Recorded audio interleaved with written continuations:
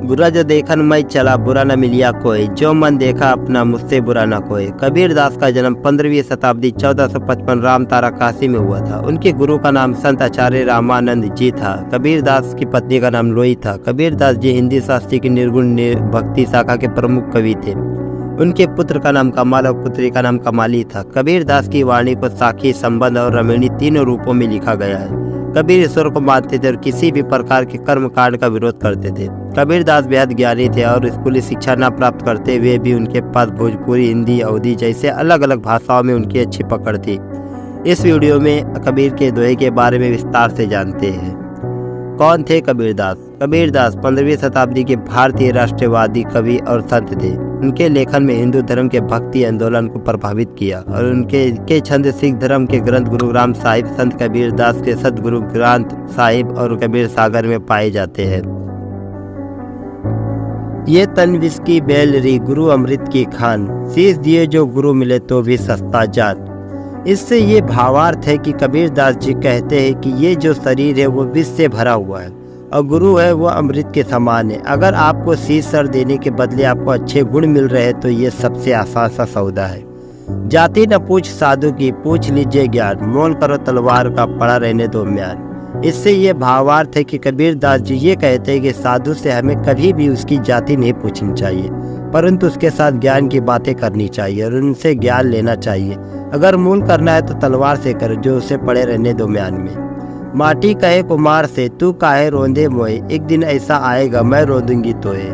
इसका ये भावार्थ है कि कुमार जो बर्तन बनाता है तब मिट्टी को रोंद करता है। उस समय मिट्टी कुमार से बोलती है कि अभी आप मुझे रोंद रहे, एक दिन ऐसा आएगा जब आप इसी मिट्टी में विलीन हो जाओगे और मैं आपको रोंदूंगी।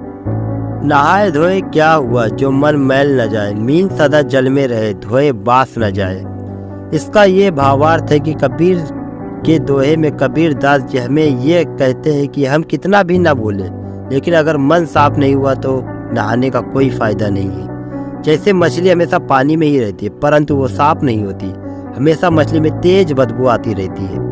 कबीर सोता क्या करे, जागी न जापे मुरारी, एक दिन तू भी सोवेगा लंबे पाँव पसारी। इसका ये भावार्थ है कि कबीर दास जी हमें ये कहते हैं कि हमेशा सोया क्यों रहता है, उठ भगवान को याद कर, ईश्वर की भक्ति कर, एक दिन ऐसा आएगा जब तू लंबे समय तक सोया ही रह जाएगा।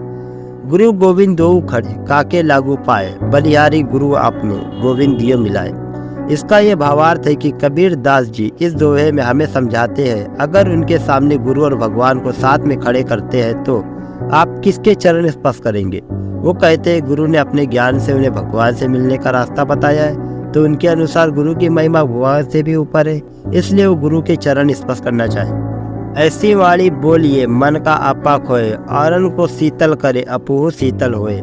इसका ये भावार्थ है कि कबीर दास जी हमें ये समझाते हैं कि हमेशा ऐसी भाषा बोलनी चाहिए जो सामने वाले को सुनने में अच्छा लगे और उन्हें सुख की अनुभूति हो और साथ ही खुद को भी आनंद का अनुभव हो। बड़ा भया तो क्या भया, जैसे पेड़ खजूर, पंथी को छाया नहीं फल लगे अति दूर। इसका ये भावार्थ है कि कबीर दास जी कहते हैं कि खजूर का पेड़ बहुत ही बड़ा होता है और वो किसी को छाया भी नहीं देता और साथ में उसके फल भी ऊंचाई पर लगते हैं। ठीक उसी तरह अगर आप किसी का भी भला नहीं कर पा रहे तो ऐसे बड़े होने का कोई भी फायदा नहीं है।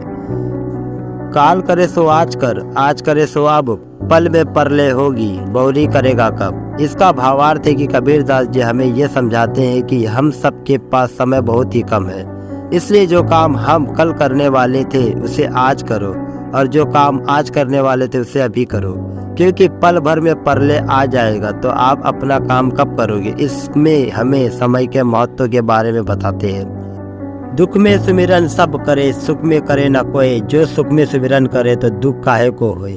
इसका ये भावार्थ है कि कबीर दास जी हमें ये कहते हैं कि इंसान हमेशा दुख में ही भगवान को याद करता है परंतु सुख आने पर भगवान को भूल जाता है, परंतु अगर हम ईश्वर को सुख में भी याद करेंगे तो हमें दुख कभी नहीं आएगा। चलती चक्की देख के दिया कबीरा रोए, दो पाटन के बीच में साबुत बचा न कोई। इसका भावार्थ है कि कबीर दास जी चलती चक्की को देखता है तब उनकी आंखों में से आंसू निकल आते हैं और कहते हैं कि चक्की के पाटों के बीच में कुछ साबुत नहीं बचता।